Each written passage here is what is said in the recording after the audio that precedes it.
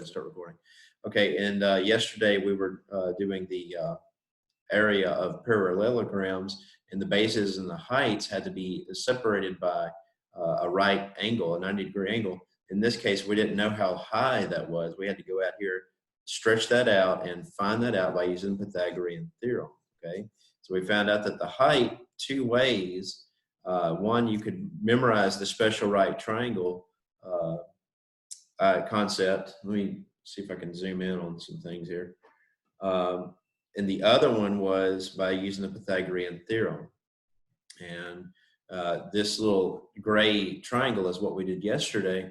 And so we had a 3 and a 5. The 5 was our hypotenuse. So that goes under C. And then we figured it out by mathematics here. And then we figured out that the area of this shape was base times height. Well, base was 6 and height was 4. So this is what we did. Now, you remember yesterday we talked about I ended the lesson with an ACT question, right? So I'm going to pause the video for just a minute and pull up that ACT problem that we did yesterday. It takes me a minute to get my stuff together here, guys. Hang on just a sec. All right, we were working on this problem right here, okay? So I'm going to pause the video for just a second and go over the answer, and then let's see if your answer matched up with mine. Okay, so the answer to this question, the ACT question yesterday, should be B. Now, how did I get that? Let's go through the steps of this. This has nothing to do with what we're learning about today. This is just a random ACT question just to give you practice. All right, remember, if you start off like this and you've got a two-step equation or a two-step inequality in this case, remember I always move the letter over to the left-hand side. And I do that for this specific reason, because if you were to graph this answer here, you could actually follow this arrowhead. Your graph is going to be facing this direction, okay? That's the whole point of me doing that over and over again the same way every time. So we're going to take this letter and add 3p to both sides. 6 plus 3p is 9p. This cancels, and we bring down our -8 and our 4, okay? And then this case right here, so now what do? We get rid of this 8 by adding 8 to both sides, and 4 plus 8 is 12, all right? And in this case here, we divide by 9. So skip down and divide by 9. So 12 divided by 9 is not reduced. 4 over 3 is what the value is reduced because you divide by 3. 12 divided by 3 is 4. 9 divided by 3 is 3.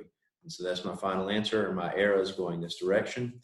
I did not have to change the direction of this arrow because I did not divide by a negative number. This stayed exactly the same all the way down. So the answer is B, okay? All right, so now I'm going to end up the day again today with an ACT problem, just like we did yesterday, but it's going to be a different type.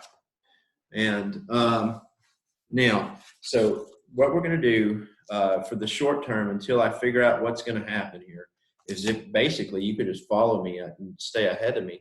I'm not going to be doing many actual problems themselves. What I'm going to be doing is I'm going to be covering the topics that we're covering here, like the postulates, the important things there. I'm going to be going over these little note type things here, and then we're going to be covering the examples. Now, if we have time, I'm going to try to throw in actual problems, but I just wanted to kind of hit the high points of each section. We could stop here in a day or so and do practice problems, like make an entire day of just maybe practicing questions from 9.1 and 9.2. That would be a good idea, I think. All right, so let's go over here to this section here. Now notice I've got the teacher's edition, and you've got the student edition if you're still using, if you're at home with your green book. So mine's going to have all the answers to it. All right, so what we're going to do is focus in on, we're going to find, now let me see if I can do this real quick. We're going to hit the next part of this example 1 here, where we're finding measurements of parallelograms. And literally, guys, all I need you to do is just write what I'm writing, okay? So So if, as I'm going through, if you're following me, then you should just basically have the notes that I have, okay? So I'm going to put this over and we're going to start writing notes here, okay? So we're just going to hit some high points here. I may redraw some things. It's not going to be exactly word for word with all these explanations here. What I'm going to do, though, is focus in on how to solve, how to find each measurement. In this case, we're going to look for the height of a rectangle. So the first thing I'm going to do is I'm going to draw a rectangle. So these are your notes, guys. So make sure that you put your name here, put the date. What's today's date? The 7th. All right. And so let's come over here and zoom in on this so we can see what's happening here. Okay. Now, the height of the rectangle, in which the B, which is the base, is 5 centimeters, and the area equals all this mess right here. So what we're going to do is we're going to focus in on area equals base times height, right? So we've got this base here at the bottom. We've got this right angle here, and then that's going to separate it from the height. It has to be a 90-degree angle, or it won't work. So everybody knows what a rectangle looks like. So we're going to just go from here, okay? So we're going to use this formula and set it up so that we can find h, find the height. So I'm going to circle the h. I want to find that. I know everything else, okay? I know that b is 5 because they gave it to me right there, okay? I'm going to leave h just like that. And over here to the left, we're going to write out the area, which is what, 5x squared minus 5x.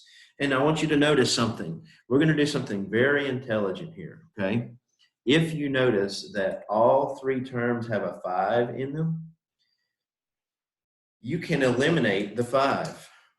Okay, so in other words, if I divided both of these terms by 5 and pulled that out, and I divided this by 5, these 5s would go away. Watch what happens. So if we divide by 5, I know I'm doing something different than the book, but I just want you to think outside the box sometimes on this kind of stuff, all right? So we're trying to find h.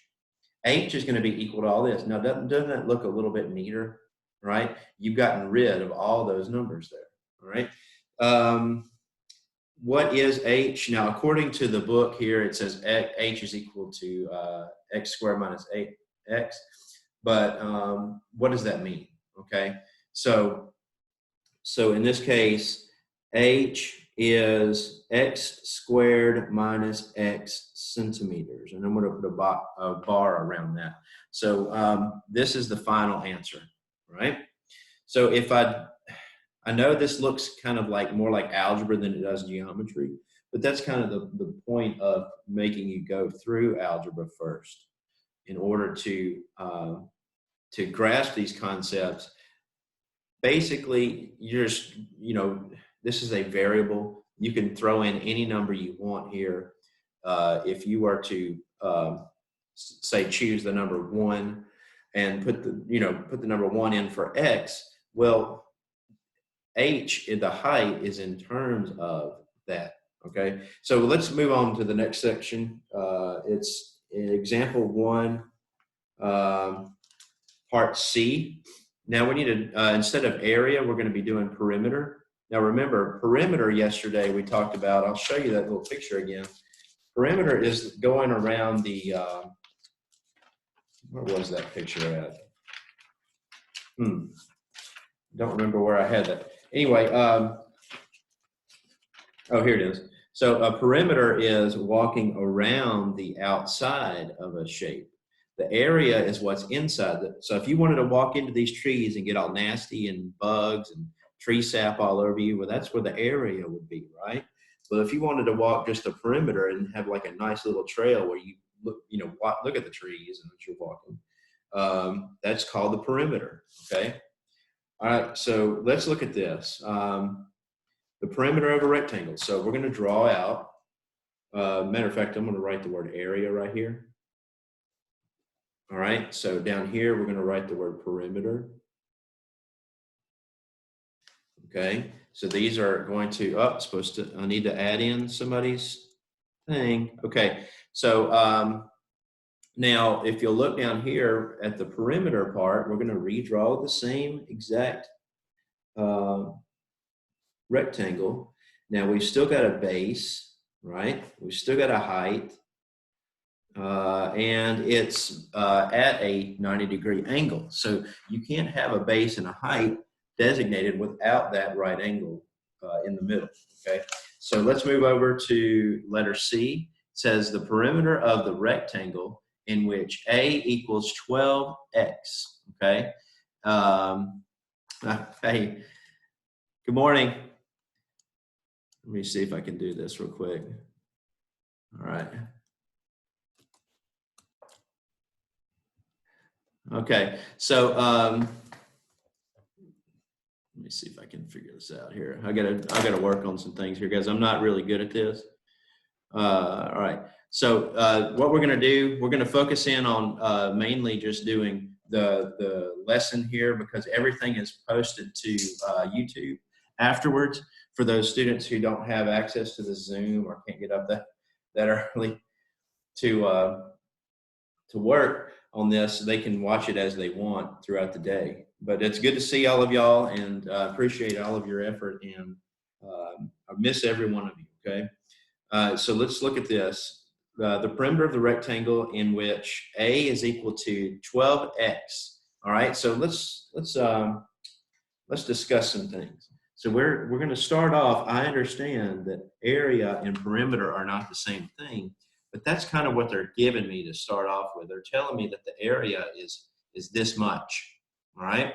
So what we have to use what we know in order to figure this out. So let's look and read what this is saying here.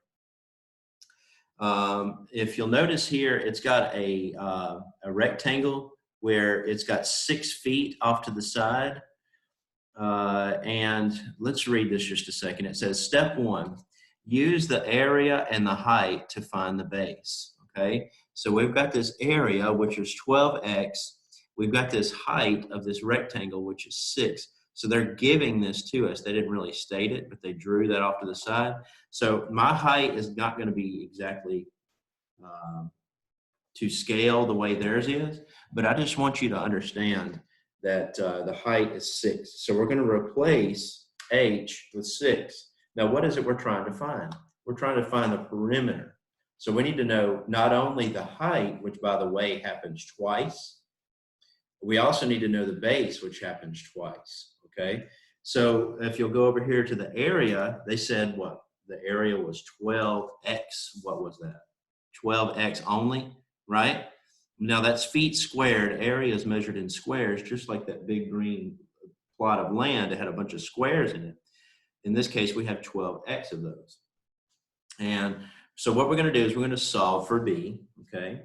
So we'll come over here and we'll put our b down, right? So now we've got a b and an x in this equation.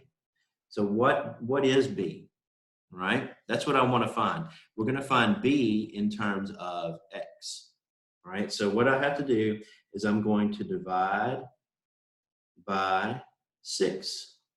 And so if I divide this side by 6 and I divide this side by 6, what I get is this cancels out, and I find out that my b, or my base, is going to be 2x, okay? So here's b in terms of x. It's got 2x there, okay?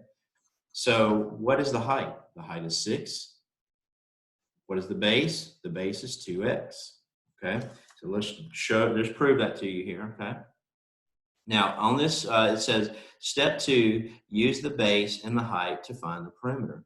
So we need to find this formula here, which is P equals 2B plus 2H. So I'm going to come over to the side and write off perimeter equals 2 bases plus 2 heights. Well, how do you know that? Well, if you started walking around those trees in that big square zone that we were talking about yesterday, if you walked around, made a little walking path this way, you would walk this base once, this height once, then this base happens again, and then the height happens again. So each base is, or the base happens twice, the height happens twice. You add them together to get the total distance around the shape, okay? And so we've got P equals 2 times 2x. Where did I get that? I got that from right here, what I solved out a minute ago, okay? And then 2h, which is the height, okay? So we've got this situation set up to where it's got an x in the equation, okay? So the perimeter is going to have an x in it at the end. So what is this going to be? That's going to be 4x, and that's going to be 12. Now, I'm going to box this, and let's go look at what the book says. And I'll come back to this in just a second.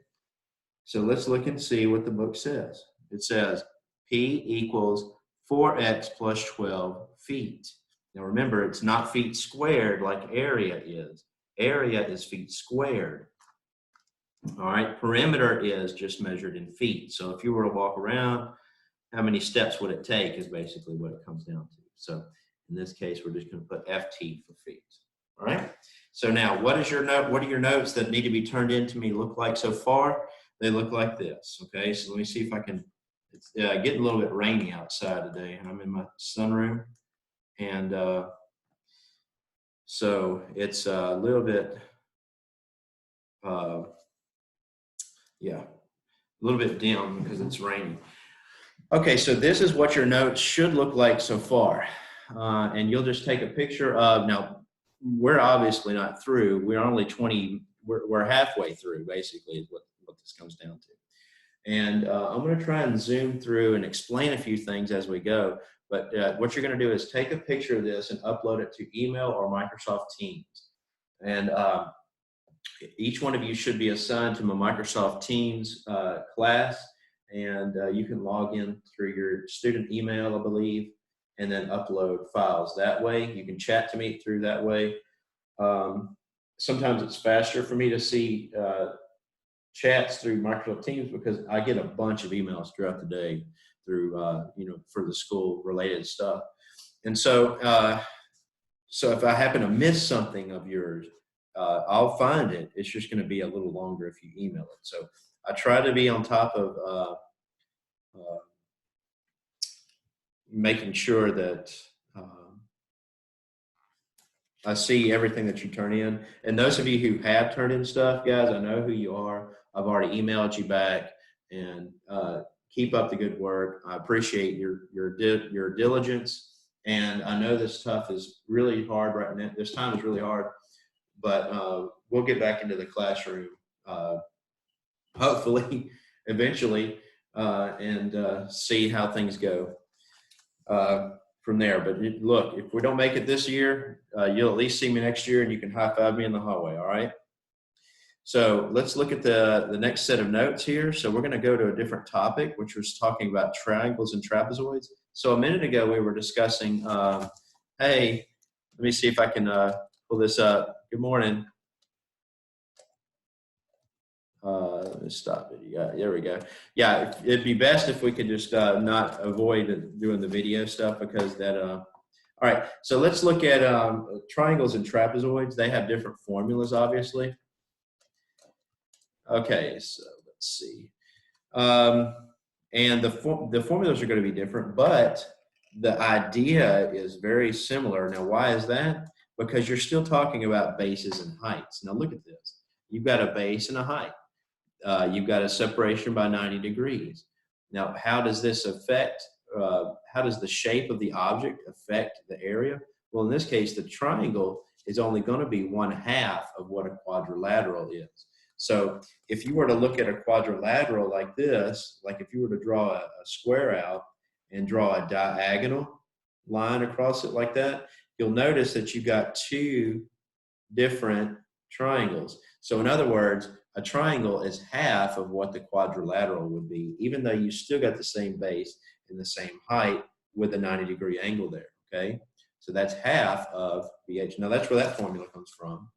And now this one is a little bit more advanced because you've got two bases in this case. You've got two places where it makes a right angle with the height. So that's why you have two bases. And so what do you do with those two bases? On a trapezoid, you're going to add the two bases together. Now, obviously, this looks kind of similar to a triangle, right? So if you were to extend this out and make an actual triangle out of this, you would be half of a quadrilateral, right? So that's why right here we have a half times b times h kind of situation going there, because it's similar to a triangle. And so we're going to write these notes down. I'm going to take a second and write down on my notepad. So let me pull this over. So draw a double line right here, okay, to kind of separate that between what we just did and what we're doing now. So we're going to write out the area of a triangle. You need to know this. And then over here, we're going to write the area of a trapezoid. Now you need to get practice drawing these things and making them neat. So come on down and draw me a triangle that looks like that. And over here, let's draw a trapezoid. So a trapezoid has two kind of slanted lines like that off to the side. So it's like a triangle, but it doesn't have quite that. It doesn't have that peak like a triangle would. So you're going to have base. And you're going to have this is called this line right here in geometry is called the altitude. So it comes straight down from a point here and meets the bottom at a perpendicular angle, okay? So this was called the height, all right? So I don't know if I'm writing really small, but that's the height right there. All right, over here on the trapezoid, we can come down from any point and draw the altitude like that. So that's going to be a right angle there. You can go ahead and draw your other right angle there. That tells me that I'm going to have one base, two bases, and then you're going to have this height right here. Okay.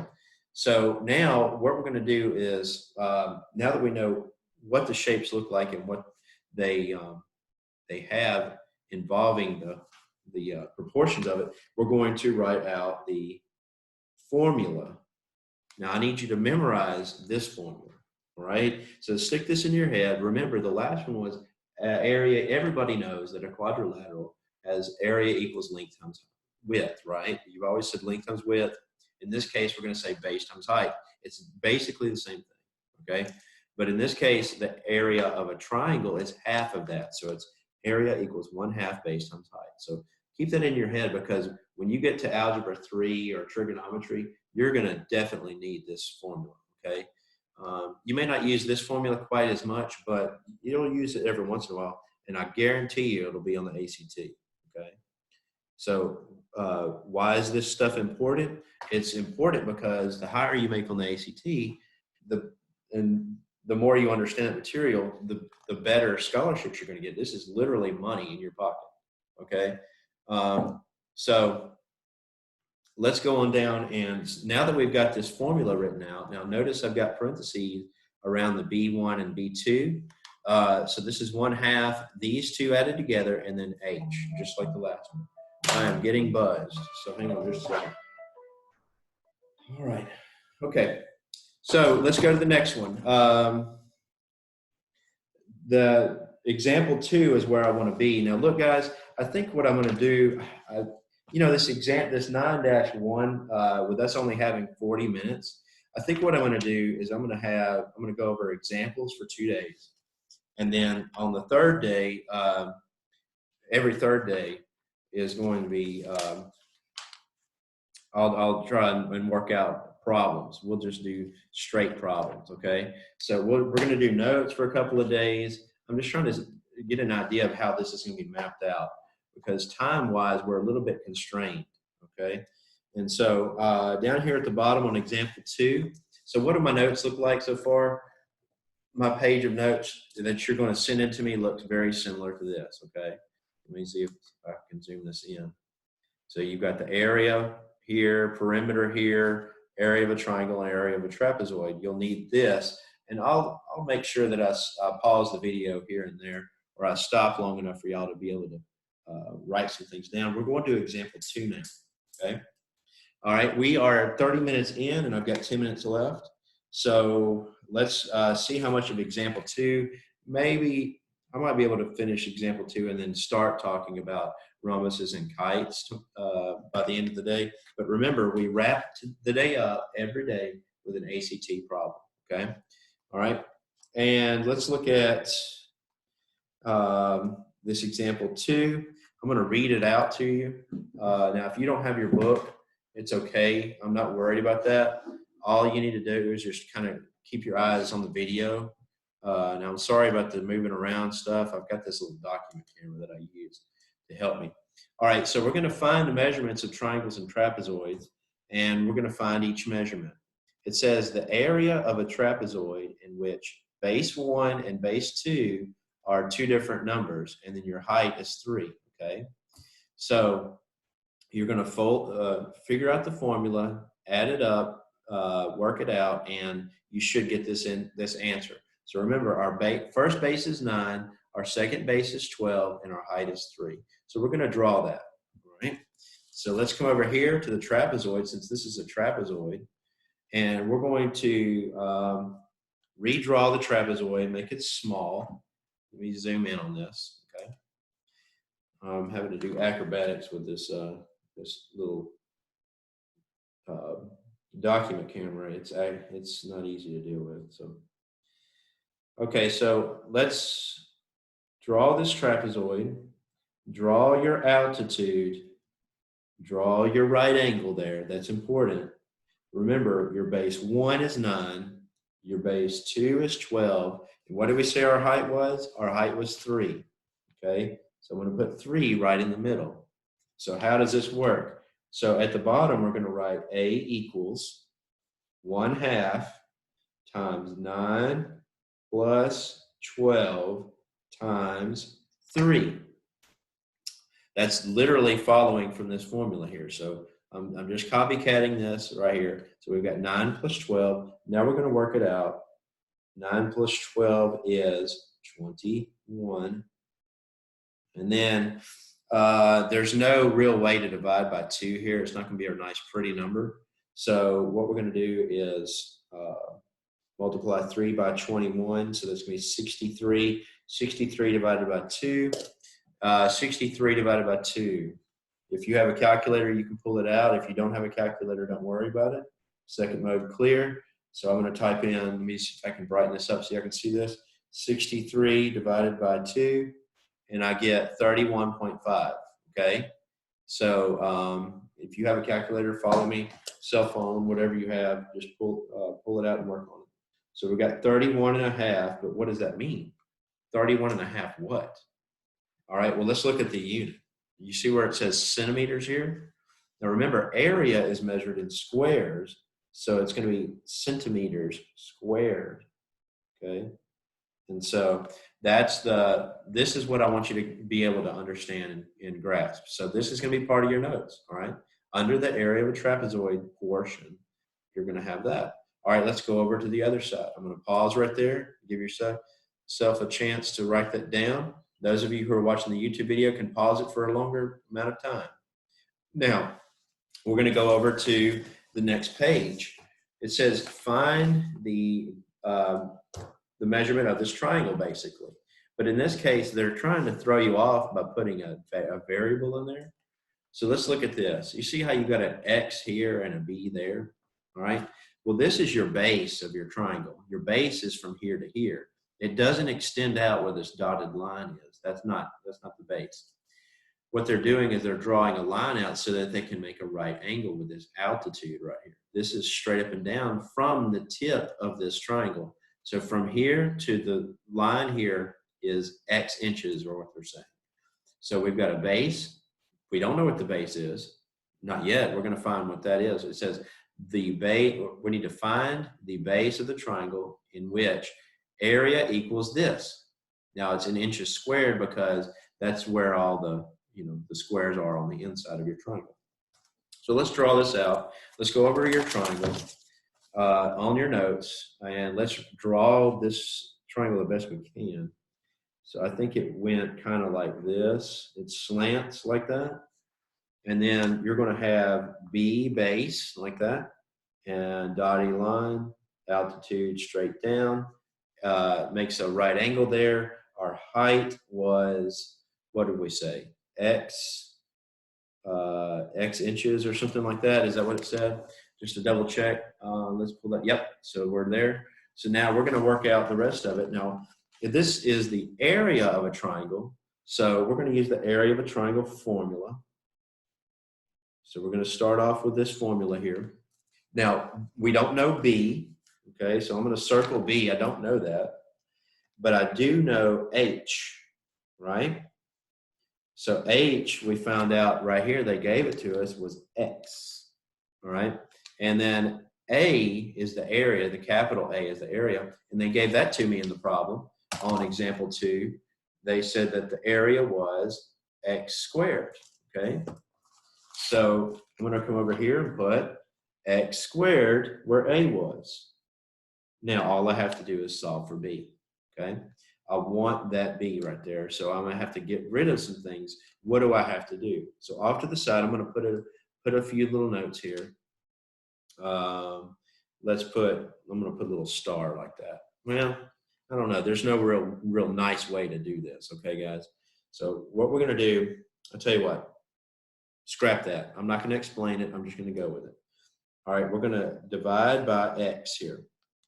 Now, if this were like 2 squared divided by 2, what would happen is you don't have to know this necessarily to understand it, but this is where I'm trying to explain to you. But X squared is X times X, and if you divided it by X, some of the X's would cancel and we'll be left with just that right there, right? So like if this were 2 times 2 divided by 2, the 2's would cancel and you'd be left with 2, and that would be your answer. But that's not what I'm focused in on. I'm focused in here.